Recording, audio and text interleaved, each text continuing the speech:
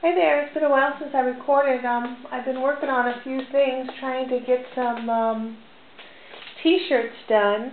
Well, anyway, what I did was I was at a thrift store and I found this little outfit. It was called Baby Lulu outfit, and it was just so cute.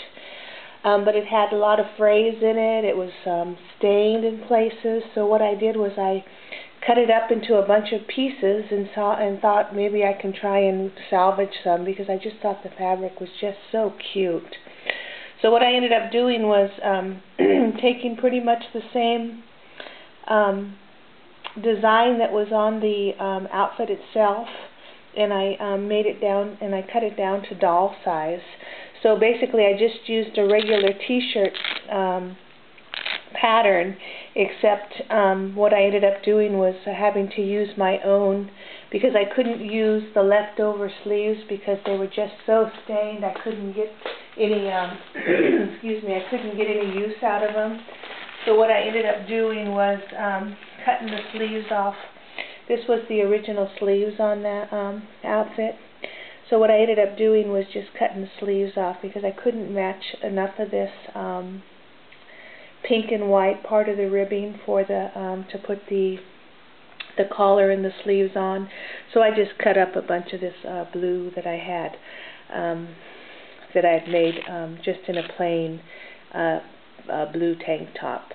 So I was trying to decide between the pink and the blue, and I think the blue turned out cute as a better choice, because the pinks were just not the same color pink, because I was going to use this hot pink, but when I placed it up against the old pink, it was just, the color combinations were just too off, so I ended up going with the blue.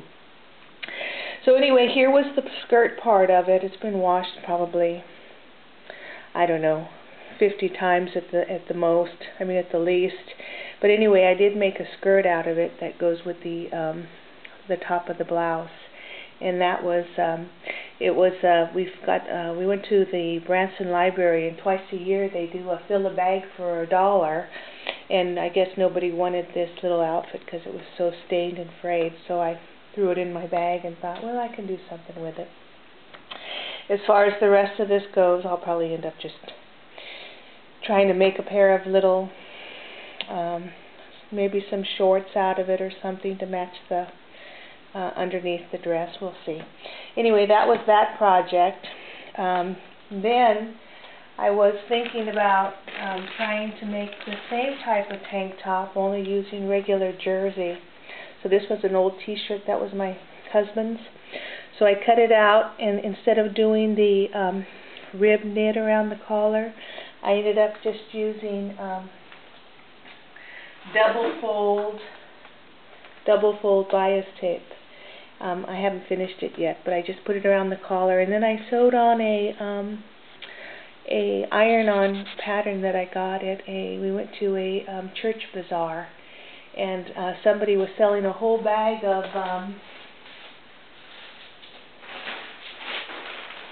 cutouts, and they had already put the stick 'em on the back. So I thought, okay, well, the whole bag was $1, so I thought, okay, I'll buy it. And then when I got home, I opened it up and looked at it, and there's just a ton of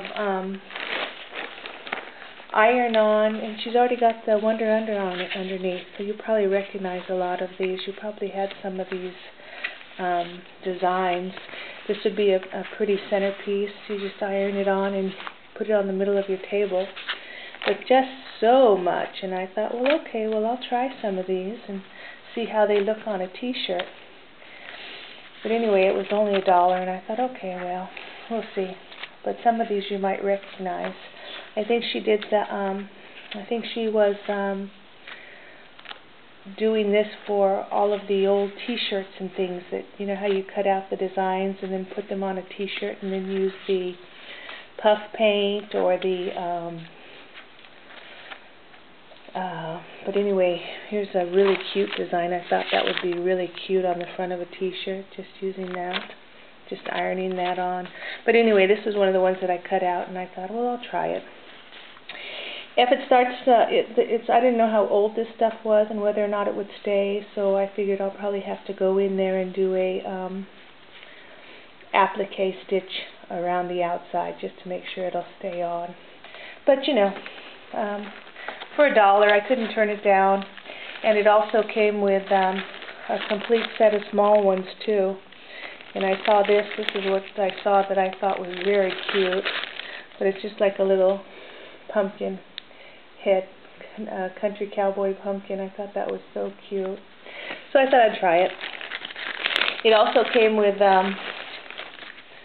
some of the patterns. That's why I think whoever had this used to make the t-shirts and the sweatshirts and all the different patterns that go on there.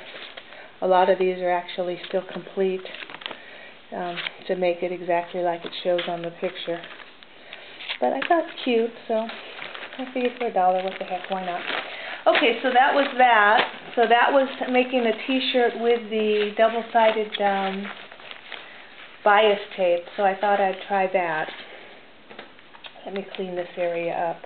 And then I wanted to try and make a cowl neck on a sweater, but you have to be careful when you try to do a cowl neck. Oops, I don't want to put that in there. I'll never find it. Let me get this out. Put it back over there. I tried to make a cowl neck pattern. Oh shoot, I just took the camera, sorry. Let me make sure. Okay. I tried to make a cowl neck pattern on one of these t-shirts. I don't know if you can see this or not. But what I did was, here's the pattern I used. I'm too close. Let me see if I can back up the camera a little bit. Okay, what I did was I cut it in half. Set her up. I cut the pattern in half and I extended the shoulders over to the side, and then I put a lining on the top where I could turn that under to make the top of the pattern for a cowl neck. Well, this was the result. And the problem with this knit fabric is it's just too heavy and it wouldn't cowl on its own.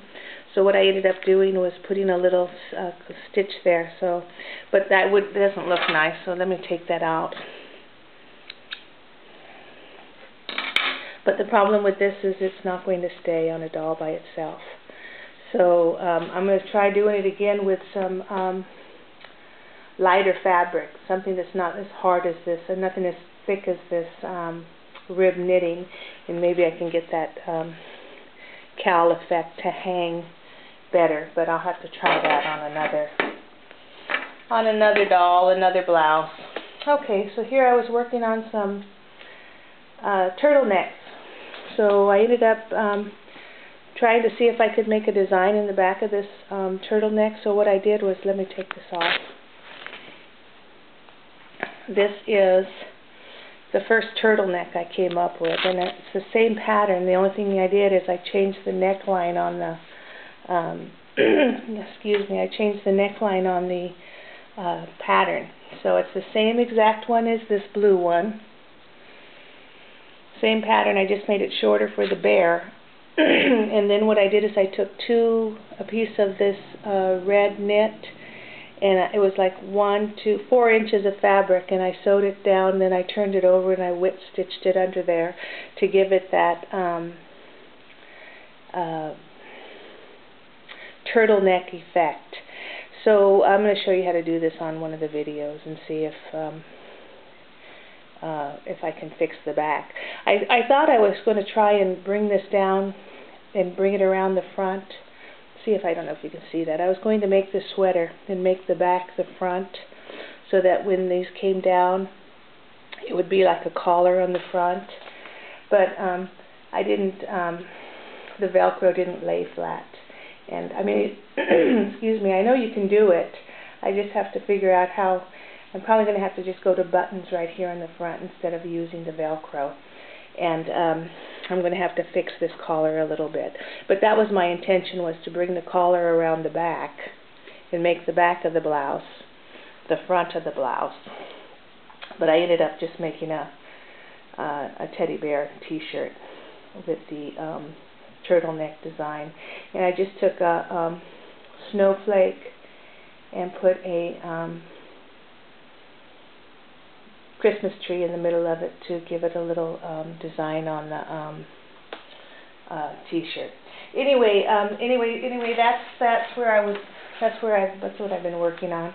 But I'm going to use the pattern, this pattern here. But we're just going to use the front and then the two back pieces to make. That's what I used for all these sweater vests or tank top sweaters, however you want to call it. But anyway, okay, let me get my pattern stuff out and clean the mess up, and I'll get started showing you how I did the turtleneck and the put the ribbing on the side of the sleeveless tank tops. Okay, I'll be back.